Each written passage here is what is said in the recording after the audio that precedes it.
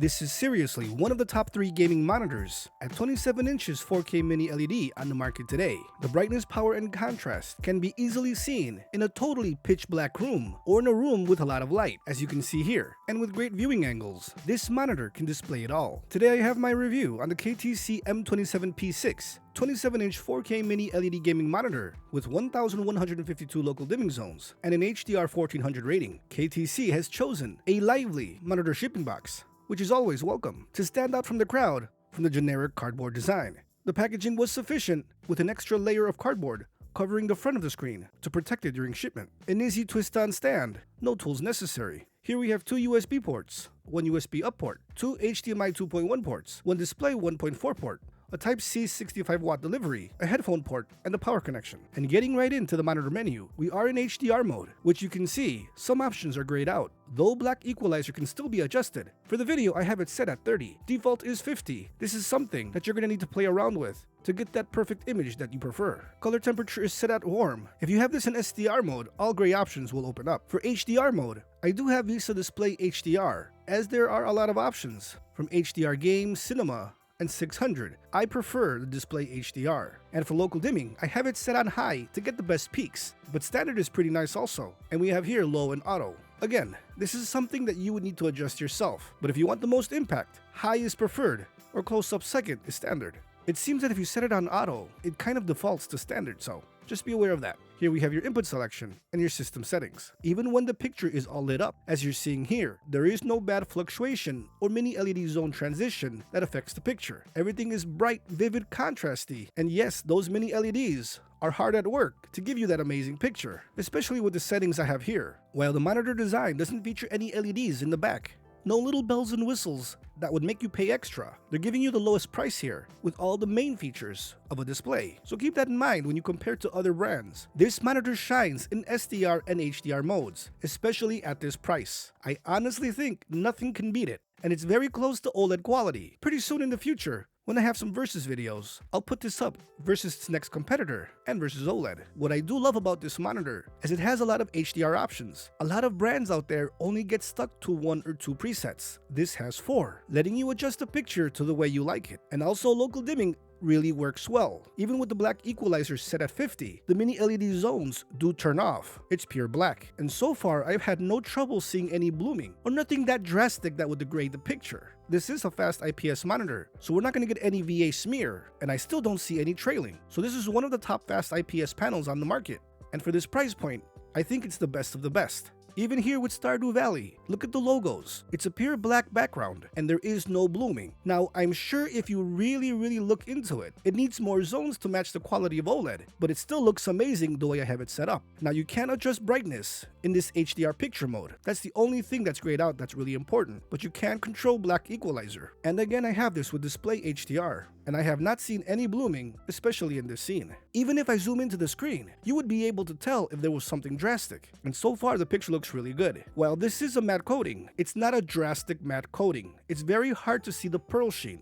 So I would say this is a light matte coating, just like its competitors. It's a nice looking screen is what I'm saying. Comparable to the Neo G7 matte coating look, but not as strong as the TCL 32R84 or Neo G8. Those 2 monitors have a harder, I would say, easier seen pearl sheen, which always is a negative. Not if you have a lot of ambient light, but for a gamer, it could be distracting. Here with the brightness, at a 2% window, we have 698 nits. At 5%, 1,165. At 10%, 1,310. At 25%, 1,570. At 50%, 1,698. And at 100% white window, 1,495. This monitor can get really bright, and it doesn't need to achieve 2,000 nits like its competitor. It gets bright enough where it needs to, very controlled, and gives you more options. So that's always a plus, and that does put this monitor ahead of the competition, at least any of the other monitors I've tried, in the HDR department for brightness control and your preferred picture selection. Again, those are very important settings that need to be on every single monitor. This has it, the others don't.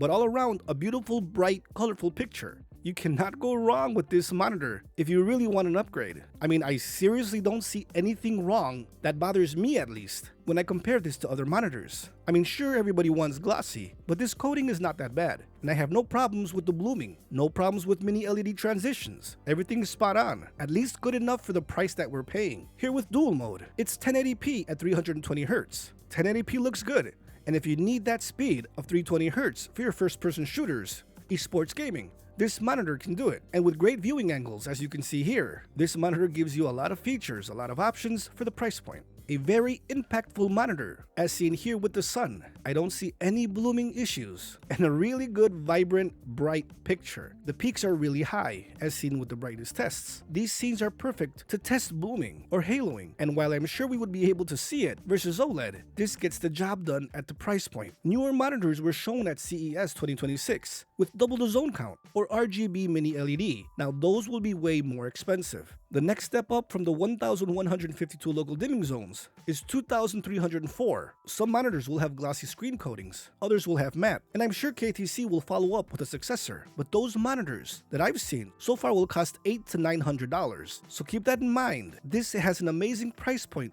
for what it's doing and all the technology packed in. One thing I love about this monitor is that even though with the zone count, you can easily see the speckle of sand, it doesn't fade out or dim due to the mini LED zones. It's still bright enough to be able to see, and that's very important, especially if you like playing games in the dark and the game is set in a space or in a driving game. You would still be able to see the little details. That's very important, and I believe that's due to the black equalizer contrast, I would say, option that's enabled, the various local dimming settings you can set at, and the different HDR modes. That's a win for KTC. Please keep that in mind. From the competition, this monitor has, say, 4 to 5 options, while the next best, or even better, that I've said previously, only has 2. But you're gonna need to wait for those versus videos, friends, so you can see that difference. Here throwing more scenes to see if we can see blooming. There is no issue whatsoever. I've been playing a couple of games and throwing some movies in. This is easily a top 3 monitor that I currently own. And because of the options, the adjustments that you can make, the quality, no need for extra bells and whistles, extra little things that you're not going to be able to use,